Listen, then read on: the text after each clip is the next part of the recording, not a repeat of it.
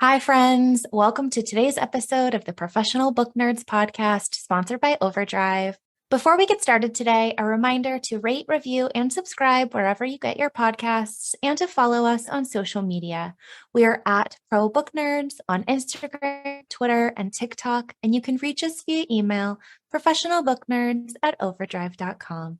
With that, let's get into today's episode. Today, Emma and I are chatting with Sierra Godfrey. Sierra was born in Santa Cruz, California, and has lived in many places, including Santorini, Greece, when she was a child. She's a technical writer by day and lives in the Bay Area with her family, which includes a dog, 2 cats, and a turtle.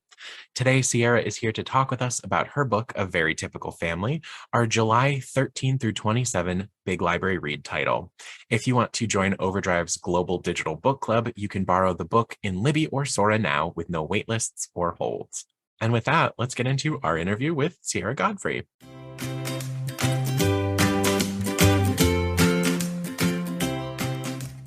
Well, Sierra, thank you so much for being here today. Thanks so much for having me. We're so excited you're here to get us started. Could you tell us a bit about A Very Typical Family? Yeah, so it's my debut novel, and it was set in Santa Cruz, California. And its tagline I love is all families are messy, some are disasters. Natalie Walker is the reason her older brother and sister went to prison over 15 years ago. She fled California shortly after that fateful night and hasn't spoken to anyone in her family since. And now, on the same day her boyfriend steals her dream job out from under her, Natalie receives a letter from a lawyer saying that her estranged mother has died and left the family's historic Santa Cruz house to her. Sort of. The only way for Natalie and her siblings to inherit is for all 3 children to come back and claim it together. So she drives cross country to Santa Cruz with her willful cat Penguin in tow, expecting to just sign some papers, see her siblings maybe not at all or very briefly, and get back to sorting her life out in Boston.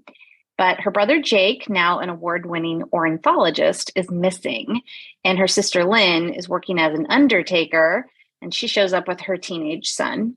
And when Natalie and her nephew look for Jake, meeting a very handsome marine biologist who immediately captures her heart, she unpacks the guilt she's held on to for so many years, wondering how or if she can salvage a relationship with her siblings after all this time.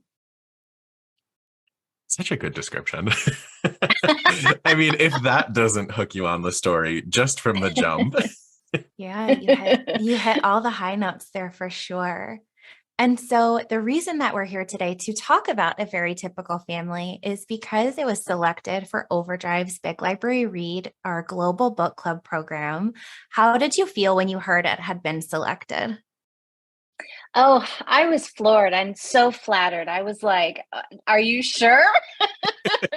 It was so exciting. And then, of course, because I'm somebody who has to go research everything I hear about, I immediately went, and I had never heard of Big Library Read before. So I was immediately online, biglibraryread.com. I looked at all the past titles, and then I think it really sunk in. I was like, oh, wow, this is so cool. There's some incredibly beautiful books that have been chosen. And the breadth of the program is so exciting with the discussion boards and just, yeah, it's incredible. And then I have to say, what really hit me is all of the libraries from around the world started taking graphics, that were provided of my book and saying, here's the next big library. And I was like, oh my God, I know all these libraries. It was so cool to see that. Yeah, it's amazing to see how quickly they'll pick up that jacket cover. And you're like, oh, I'm seeing my book everywhere now in different languages and in all sorts of things. Yeah, it was a huge hit of dopamine seeing all of that all over the place. It was great. Are you excited about the discussion board? Oh, yeah, I am. I'm a little afraid of it too. But, that's what happens. So, yeah, I can't wait till people start reacting to it. I feel like readers, for the most part, are very respectful and very enthusiastic, and like they lean into the excitement. I think it's rare we get people that are just sort of grouchy. So it should be a really fun time to look at the discussion board. and to hear what Oh, people good. want to know about your process and your books, but they can also hear some of Yeah. that here because, of course, I have to ask, what inspired you to start writing, and when do you first remember writing? I wish that I had a year when I started writing. I think it was pretty young. I, I did write and illustrate a picture book called When Pigs Can Fly when I was quite young, but clearly not a precursor to later work. But so, yeah, I think I've always written, but I didn't really start writing novels until I was around 30. So that's, once I did, I was kind of like, I can't believe I haven't done this before. This is so strange because this just fits. This is absolutely what I want, what I want to do going forward, what I wanted to have done all this time. So yeah, I've always written. Yeah. And so you're a technical writer for your day job. So does that Yes. contribute to your storytelling or at the way in which you sort of plot or utilize your overall writing process? Like you do it for many different It's, formats, it feels like. yeah, I do. I currently write for software documentation, so it's a very specific type of technical writing, and I don't think it does inform storytelling at all. But I would say that I am naturally drawn to structure, and I certainly do that as part of the day job, and I am a fan of structure when I write. Sometimes, because I'm also a fan of letting the story go and see where it takes me. I would love to say that I start off with an outline and just go from there. And sometimes I do, but I also veer off the path quite a bit too sometimes. I think we can all relate to that. You start with some of the best intentions, and then you end up where you end Yes. up. That's some of my youngest road trips. I had a goal in mind. Well, we ended up in a different state. Yeah. And then you see where it takes you, and it's kind of fun, kind of Yeah, great that way. I have a lot of great memories that way.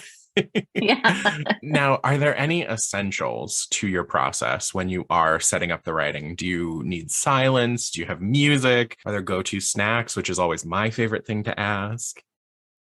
I wish I could say yes, but I live in a very busy, chaotic house with children and animals and barking dogs and cats wanting their dinner. And so I just snatch time whenever I can get it these days. And when I started writing, I would write late at night when my kids were very little and they were in bed. And that was like, the perfect time because nobody was talking to me or needing me. It was my Mhm. time.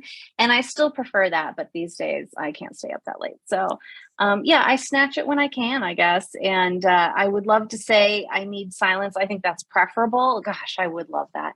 But the reality is, whenever is a good time that I'm not be bothered. Whenever it's the closest to silence. Yeah. Yeah. And now, to dive right into the book, Natalie goes through quite a lot during the course of the story. I think that's the simplest way I could say it. She often stands in the way of her own dreams and kind of slowly gains confidence in her wishes and in her choices. Do you think we often stand in our own way in real life? I think we do. I think we do all the time. Yeah.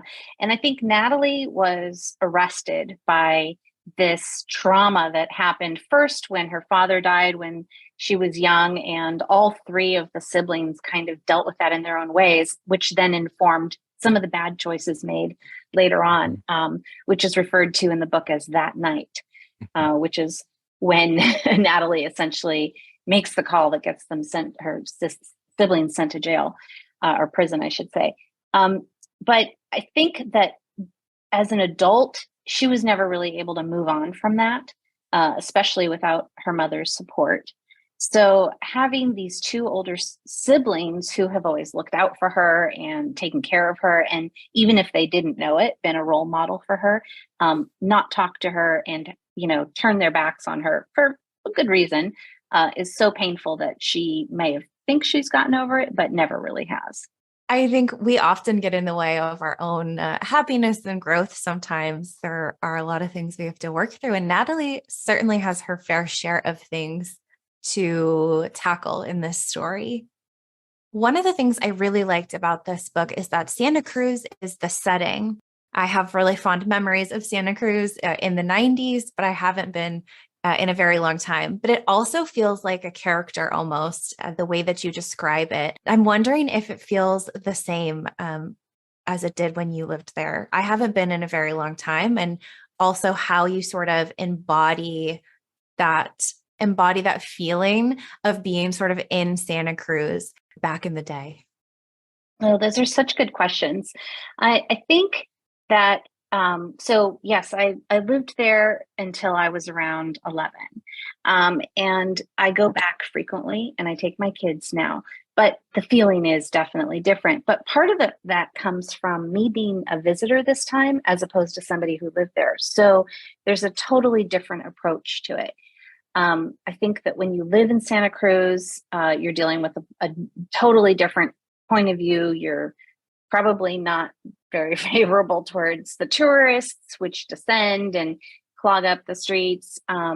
So yeah, the feeling is very different as a visitor, but it's also different because I want my kids to feel like it's home, like it's comfort to them, but it isn't, because that's just my feeling when I go.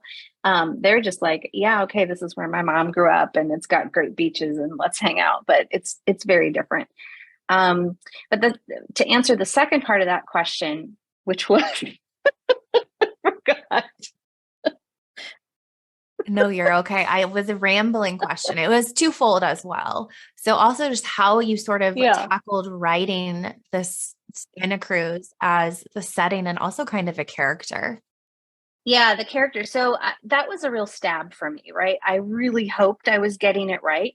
I've been there, clearly lived there, walked those streets many times, returned to it. And as I was writing it, I did travel those same pathways when I would go visit, and I would go by and visit some Victorians that I know around town, just to kind of get the picture and the feel. But ultimately, it was just a hope that I got it right. And I think I did. I got it right for me, and that's what mattered. Because it still feels like home to me when I head down over Highway 17, when I approach San Jose, even to go that way, it starts feeling like home. There's just a sense that it's there waiting. And so for me, I was able to write what I felt was good. But I have heard from so many people who live there or who used to live there, oh, you just nailed it. I'm like, oh, that's so wonderful. I'm so glad to hear that. So glad it's working for everybody. Yeah, I think you absolutely nailed that depiction of Santa Cruz.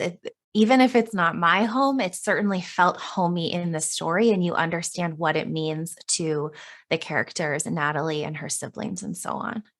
Yeah. And the part of, I think what I really put in that story is that it is a welcoming home, but that's how it is for me. And it definitely is that way for Natalie too. She comes in and I always, smell the smell. You're smelling. I talked a lot about the smell of the sea, right? You have that sea kelp smell and that kind of salty feel. And that's all there. It's like, it's a total sensual, the sensual is not, it's an array of senses. You've got the bright sunshine, you've got the blue of the ocean and the blue of the sky, and you've got the smells of the sea. So it's like a whole thing, a whole experience. A feast for the senses. You've got a little bit of everything. It really is. And it made me ask my mom to pull out photos of our trips to Santa Cruz. So oh, that's awesome. I love that. I love that it's making people when my mom read it, she's like, I'm going to go book a weekend there. I just want to go back and feel it too. And I'm like, oh no, let's see. I love that. Hey, then goal checked. Like you embodied exactly what you wanted to. You've got the people, you've got the people looking into the past and thinking of all those fond memories, which is so powerful. I think with that same kind of thing of it feeling like home, you're also familiar with so many places. And I'd be remiss if I didn't mention the Walker Lab, Jake's Lab, which is based off of the Long's Marine Lab in Santa Cruz. Could you tell us a bit about your relationship with the Marine Lab? Yeah. Yeah. So I visited that place since I was very little, and it was originally in portables and really spread out. got to be a docent there when I was 11, which I think I was the youngest docent ever at the time. I think there was a pretty rigorous process where, you had to go through training and sit through classes to be a docent. But I hung out there a lot. And I think I was asked because I was a little bit of a know-it-all in the aquarium. They had a little aquarium and a portable, and I'd be like, this fish does that. And this fish does that. And they're like, do you just want to be a docent? They're like, you're here every day anyway. Could we make use of you? Yeah. We put your running mouth to use. So it was really cool. It was so neat. And I would give little tours. It was like a whole thing. So, and then they rebuilt this visitor center. I'm not even sure when. I think when I was probably in my late teens or so. And so now they've got this huge, beautiful building, which a bigger aquarium, and it's really cool. So it's been great to see the place evolve. Definitely holds one of my earliest memories. I remember they had one of their great things to fame is the blue whale skeleton. It's one of the most complete pinned skeletons. And it used to sit in a field, unloved kind of. And I remember that from a kid. It was just kind of down from the Marine Lab. So I have this cool beginning memory of it.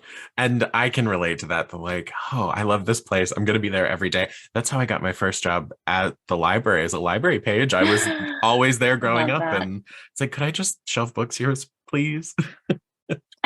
I love that. I wish I had done that with the Garfield Park branch, which was right around of the Santa Cruz Library, which was right around from where we lived. And this gorgeous, like kind of classical little building, just such a neat little outpost for the Santa Cruz Library. And I would go there all the time and sit and read their magazines and books. And I got around in Santa Cruz. Right. No surprise. We love libraries here. So no surprise. Right. Yeah. Yeah. Santa Cruz was my very first library card held. And I think I still have that card. I found it the other day. I took a picture of it. I'm like, oh my God, I still have it. I can throw away any of my library cards. Yeah. No, you got to keep them. The best collection. Yeah. Yeah. Speaking of things that we love and adore, would you say that writing settings that you were familiar with made them more special in the process of writing the book? They made them more special, but they also made them harder because I wanted to get them right. And I feel like if I'm going to write about a real place, then I want to have enough detail. I want to be there. It's hard, I'd like to set books in many different places, but don't have experience with the entire world. So there's ways to do it. And I think ultimately you just do the best you can with as much research as you can. Somebody's always going to complain, oh, you didn't get this detail right, or, whatever. But I think most people will appreciate if you can get a lot of the details in there. So yeah, I definitely wanted to write something that I knew about, but that wasn't a requirement for me. Yeah, I don't even know if I would have thought of it that way, of that, like the stress that it would put under, because right, those places are so special to you. It means they mean more, and it means you're more critical of yourself while you're trying to figure out what exactly they look like and how to translate that to others. What made you decide on this setting for this book? Like, why was your first book your love letter to Santa Cruz in this way? Yeah, it was always going to be a love letter to Santa Cruz, I think, for my first book. It was just that was just not negotiable. Yeah. But it was very important that the healing for the Walker family took place at home, because they had all spread all over the place. And it was, Natalie goes to Boston on total other opposite side of the country. So it's really important that she comes home and feels this sense of home, even though she's been away. And when she first arrives in Santa Cruz after being away for so long, she's kind of like, this is very temporary. I'm not here for very long.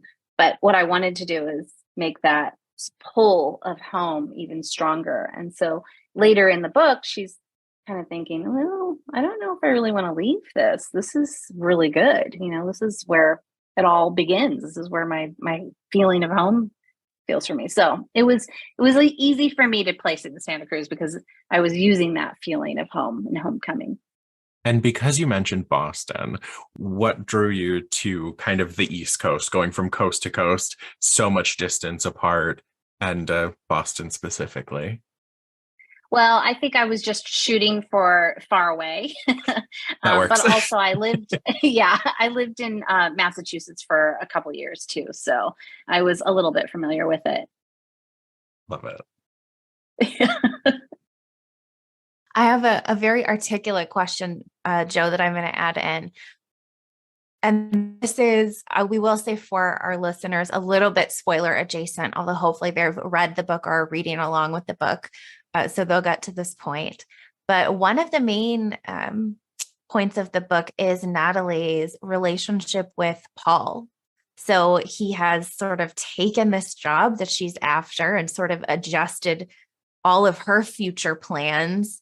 And he's sort of offering her a different future. He has like a very clear picture of what he wants her to do, which seems to be really at odds with what Natalie thought, the coming months would look like. And so my question when I was reading, it was like, what's the deal with Paul?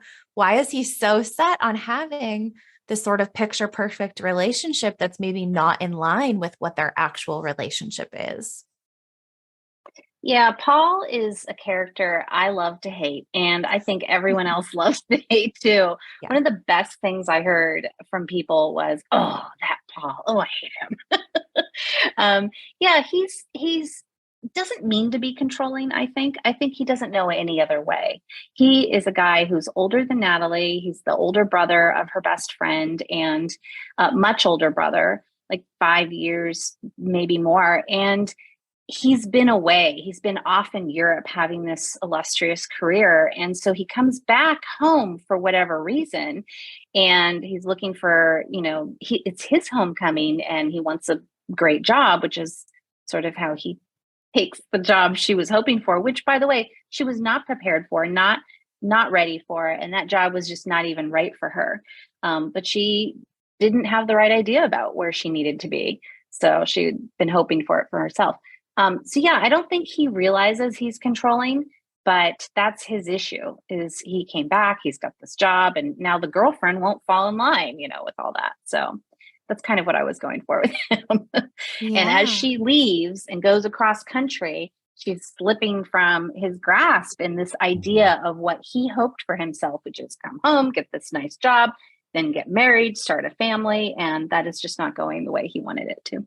Yeah. And I think that his behavior, and her not getting the job sort of opens doors as you see, the story progress that Natalie hadn't even considered or didn't even think were meant for her. And it was nice to see some of these pieces like of career things and relationship things without giving anything away that do seem more suited to her that I don't know that she would have gone for had things not unfolded that way.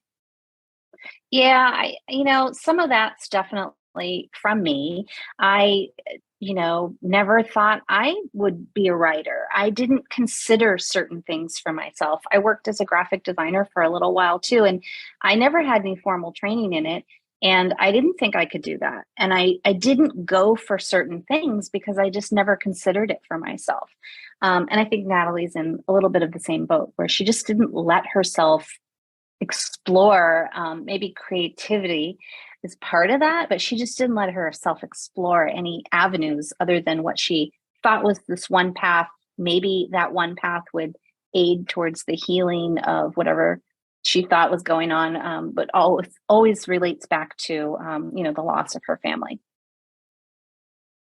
I think that's such an important reminder for all of us that nothing is a yes or a no. The worst thing you can do is pose the question and see how things turn out. Throwing yourself into the world of writing and look at this, you've created this beautiful work that, that people can pull parts of and relate to. I think it's just always good to have that recognition. So it's a great reminder for everyone to walk away with, for sure. Yeah. And just try, because you don't know what's going to happen unless you try, but what sure won't happen if you don't try is you won't get it. So you have to Exactly. put yourself out there. And that definitely is something I've learned through the whole publishing process is if you don't do it, if you don't submit that, if you don't query that, you won't get anywhere. Right. You're not going to get anything that you don't ask for. So Yeah. throw it out there, see what sticks, pasta on the wall. Right. Yeah. And if you're not sure what's going to stick, because I think a lot of people, they go into college. Some people know what they want to do from an early age. Some people find out later. Some people never know, or it takes much, much longer. And I don't think enough recognition is given to that uncertainty. And, sometimes it just takes a while, and it's okay to be a little older in your life and still figure it out, but try many things if you don't know what you want and see what you like. Exactly. That try all the shoes in the store because you're going to find a couple pairs you Yeah. like in the process. Yeah. And And that then you can narrow explains it why down. right. And that explains why I'm running out of closet space. Now I'm just thinking of like we talked about Paul and what a strong character he was in putting it kindly as strong. But you've got quite a cast of characters overall. How do you go about writing your characters? And then why did you want to tackle a family with such a tricky dynamic in the character world? Well, when I first wrote this novel, it was totally different. It was about Natalie, who is married, living in another country, and she gets this package in the mail, and it's drawing her back to the family home. And what it always came back to, and that outline that didn't really work. So I had rewritten it several times, but what the core stayed the same was always this conflict between her and her siblings. So this concept of family and what family means to you, especially as an adult, has always fascinated me. I'm an only child, so I think maybe I study siblings more. And as I watch my two sons growing up, they fight all the time, and sometimes I'm like, oh, are you ever going to be friends? I would just like they're not friends at all. They don't support each other at all. It's just always bickering. And I'm like, God, are you going to be 30 and doing this, having wrestling matches and screaming at each other? Are you going to be friends? Are you going to be best men in each other's weddings? Like, I want to know this thing. So I don't know. It's just fascinating to me to see how people choose to be friends with siblings as adults. And that's really what I wanted to address. So that was definitely something that shaped the ultimate, final version of the story. And then for the side characters, I love writing side characters. So I feel like the stakes just aren't as high for them. So there's a little bit more freedom to just be Right. really different. So I have a lot of fun with side characters. In fact, I have a writing critique partner who's often told me, stop making them so clownish. Dial it down on the side characters. You are truly writing like the walk-on character who's going to steal the show. And they're like, hey, maybe, Yeah. maybe not so many good details. Right. Exactly. That's funny you say that because I actually really loved the scenes where Natalie was at girls' brunch and some of the things that they were sort of navigating as their group of girls, like going down, this road with this friend and the other. I loved those little details. So that was a delight to have those moments peppered throughout. Oh, good. I loved writing those ones because, again, those friends, there wasn't as much at stake for them and they could just be as outrageous as they wanted to be. And maybe that's something that I bring to when I'm writing more main characters. I feel, okay, I know there's a job to do. I need them to do certain things and say certain things and move them along in the plot. So there's a little bit more of a structure, of a kind of, I don't know, keeping them in more of a contained, I guess, process. But those side characters, they don't have any. They're just out there having a good time. Right. They get to walk in, shake things up, and we can just be like, oh, you're Yeah. the fun friend. Got it. Yeah. Set fire to the place and I'm over here. Bye. Right. I have no consequences. Yes, exactly. Now, of course, BLR going on for a little bit now, and you will be hanging out on the discussion board here and there, answering questions. And I want to make sure we leave some room for folks to ask you questions that they're not getting all the answers to here. So I wanted to pivot and plug your new book that is coming out September of 2023, The Second Chance Hotel. Would you like to give listeners a taste of what they can look forward to? Yes. So that is set in another place that I lived, Greece. I lived in Greece for a couple of years when I was a kid. And that is really about, it's more of a rom-com, and it's about two travelers who meet in Greece. They've been backpacking through Europe for a couple months, and they meet in Greece. It's their last stop, and they get really drunk one night, and they get married accidentally and inherit a hotel. And the next morning they're like, what do we do with that? All of that. So it's a marriage of convenience trope, which I love. And it's also a slow burn romance, and also a love letter to Greece, and also like a what do you do now? You've screwed up. What are the consequences? What are you going to do? So you listed two of my favorite romance tropes. So absolutely, yes, marriage of convenience and slow burn. 100%. I love those too. And Greece, that had to be gorgeous. Yes. It was really nice. That was in the 80s, so it was different. It's very different from what it is today. We lived in Santorini, and that's, one of the most popular islands, and it was gorgeous. It was incredible. It was I was very fortunate to get to live there. Oh, it sounds dreamy. And so this is what we love to do on the podcast as people that work sort of in the adjacent to publishing industry. We're talking about a very typical family for Big Library Read. We've asked you about your next book that comes out, The Second Chance Hotel, but I always love to ask authors if there's anything that they're working on right now that you can talk about. I can't talk about it just yet, but I am working on an Enemies to Lovers book, and I'm having so much fun with it. I was just working on the start of it earlier, and just throwing these people at each other, so much fun. Oh, okay. So now I have even more to look forward to, because Enemies to Lovers is actually my favorite trope. Yeah. Oh gosh. There's so many good examples in the genre too, but I love it. And it never gets old. And I even considered, oh gosh, is this an old one? This is just too tired of a trope, but no, it never is. Just the tension is so good with that trope, I think. And you can build it in so many different ways, but yeah, that tension never gets old. I think it's still the burning favorite in the genre. Yeah. Now, I wanted to give both Emma and I and the listeners a chance to get to know you a bit more as a person with some nosy questions from a nosy podcaster. What are you reading or listening to right now? Right now, I am reading something that is a little surprising. It's called The Shadow of the Wind by Carlos Ruiz Zafón, I think. And it's this really lush novel set in the 1950s in Barcelona. And it is so cool.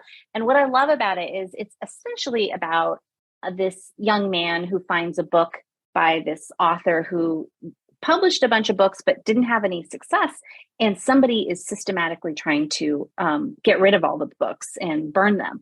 So it's kind of a little bit of a mystery, but so a friend of mine told me about this book, and I'm like, you know what, that sounds so familiar. And I went and looked on my bookshelf, and I had it.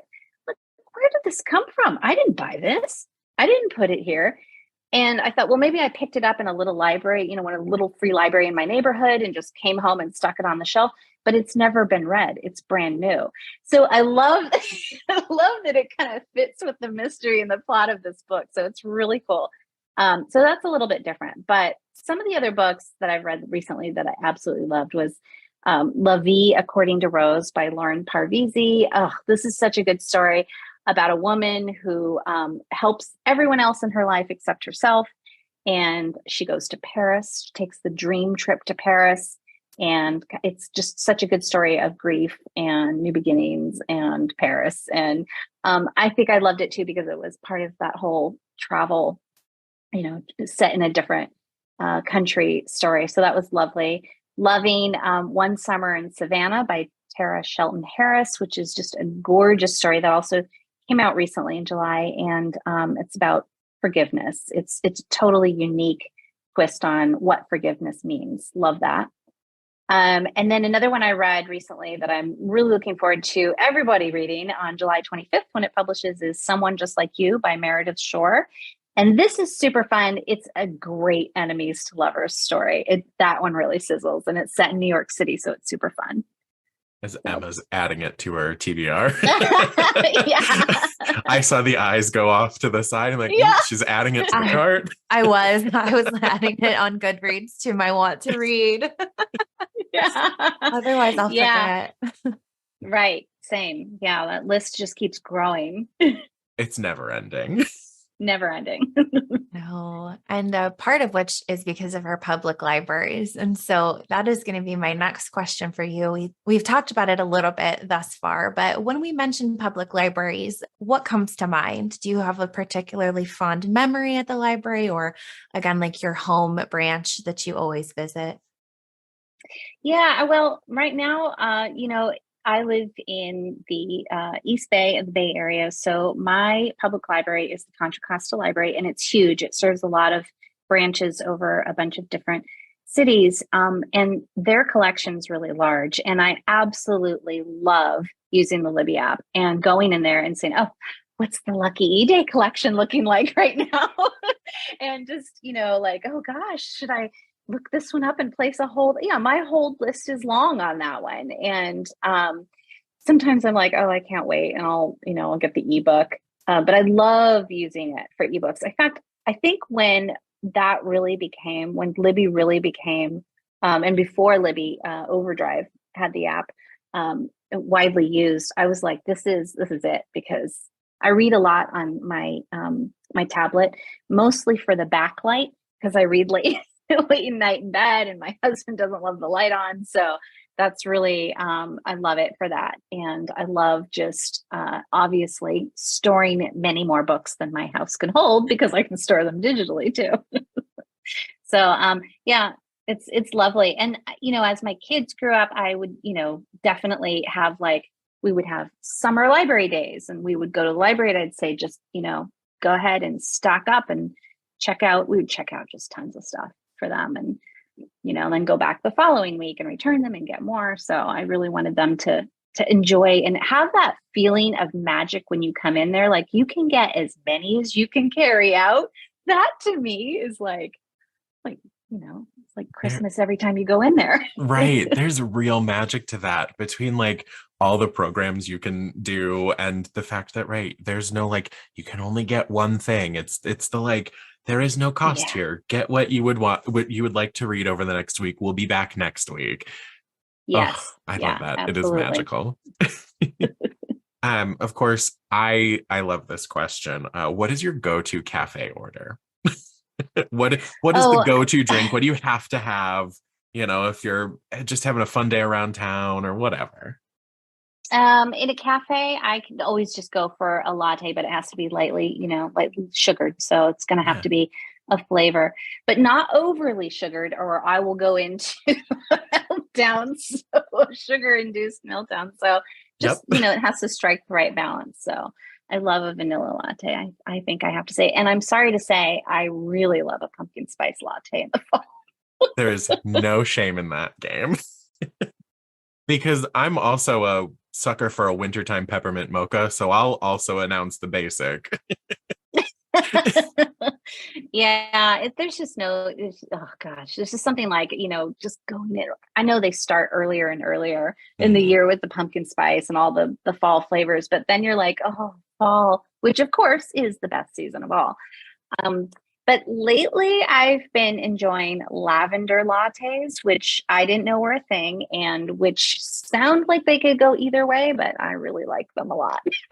I love a lavender latte. I also love a London fog, which is, especially if they have lavender to put into it, then that's how it should be in my humblest of opinions. But I agree. I'm a big tea drinker too. And London fog is great.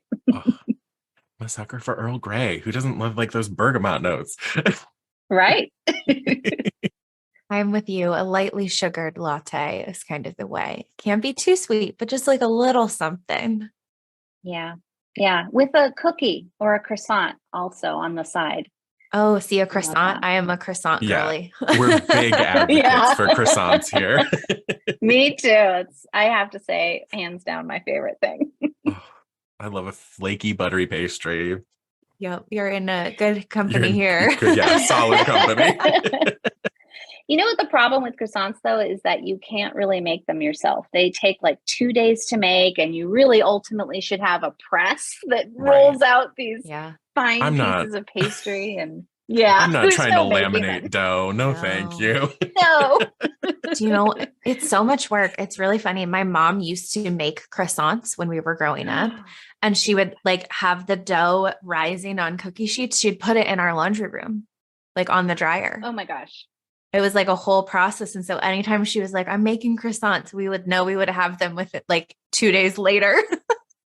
2 days later, yeah. And you have to use special butter, I think, too, with like really Yeah. high butter fat content. I think you use European butter or even special European butter. Yeah. I like didn't really fully understand the process until I was older. I'm like, okay, mom, she hasn't made them in many years now because I think it's too involved. Yeah. I was going to say, Emma, can we convince your mom to make croissants? I can ask her to make them tell for the her podcast show. Tell her I want them. I will. Yeah.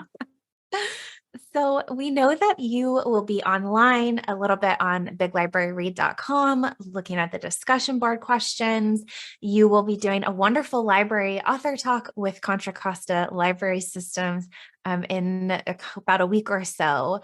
And so outside of those areas, we wanted to make sure our listeners know where they can find you online, where they can interact with you during the program.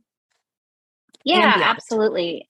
And beyond. Yeah, beyond. I'm at sierragodfrey.com, and I've got a newsletter that I try to fill with material that supports some of the book stuff. So like I did how I came to live in Greece as a kid in my last newsletter. So kind of interesting stuff. And I had a lot of good comments about that. Like, I didn't know yet. Or, you know, it was so cool to hear the backstory of that.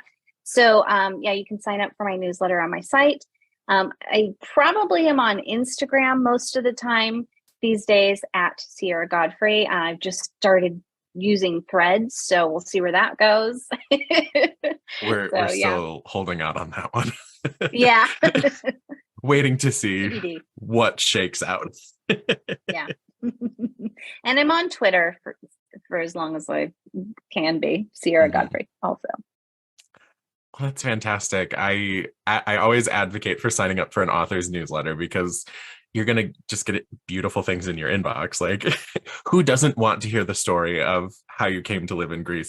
Yeah, and I like to give like little heads up to the newsletter subscribers, like, got this coming, it's kind of exciting, or recipes. I've got a lot of really good Greek recipes that support the Second Chance Hotel. So those will be in there too.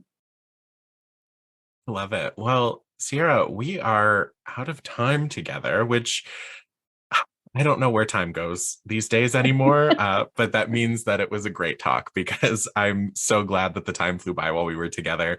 Thank you for taking the time to talk with us today about both your Big Library Read title. Whoa, my brain just stopped there. A Very Typical Family. I started to combine both of them together. And your new book coming in September, Second Chance Hotel. So excited to pick up my advanced reader copy of that one. I'll just do a little brag there because I can't wait to read it. But listeners, remember, Big Library Read is running from July 13th through the 27th. You can pick up and read this title or listen to the audiobook and then participate on biglibraryread.com and, send additional questions that way. Sierra, anything before we let you go? Just thank you so much for having me on. I'm so excited for everybody to be able to read this through Big Library Read. Yeah, and I will add that there is an excerpt of the Second Chance Hotel at the end of A Very Typical Family for the Big Library Read ebook version. Yes, which is so exciting. So if you want a little sneak peek, if you cannot make it into September, because clearly I can't. Well, listeners, thank you all so much for joining us today. And as always, happy reading. Readers can sample and borrow the titles mentioned in today's episode on overdrive.com, and our library friends can purchase these titles in Marketplace. Professional Book Nerds is proud to be an Evergreen Podcast signature program. To learn about other Evergreen podcasts, visit evergreenpodcasts.com. Our podcast is produced, recorded, and edited by Emma Dwyer and Joe Skelly and presented by OverDrive. To learn more, visit professionalbooknerds.com.